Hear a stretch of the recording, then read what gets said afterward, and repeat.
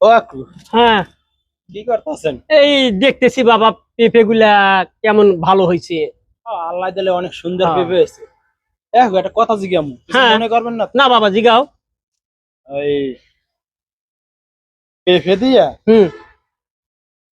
কি তো কি মাছ দিয়ে রান্নালে সবচেয়ে ও, পেঁপে ভালো হয়? পেঁপে কি মাছ দেয়া রান্না করলে ভালো হয়? রান্না করলে ভালো হয় তাই না? ওই ইলিশ মাছ আছে না, হ্যাঁ, ইলিশ মাছ দিয়া ঝোল ঝোল করে পাক করলে সুন্দর ভালো হবে।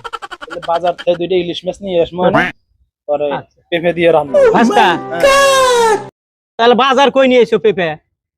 ওই তুমি কইলা না যে এই পেঁপে দিয়ে ইলিশ মাছ দিয়ে খুব হ্যাঁ খাইতে হ্যাঁ স্বাদ, হ্যাঁ হ্যাঁ হ্যাঁ। তা তোমার কাছে সুন্দর সুন্দর পেঁপে ঝোলতে আছে, হুম। এনতে রাত্রে দুইটা চুরি করে পেঁপে নিমু হুম। আর ওই ইলিশ মাছ দিয়ে রান্না।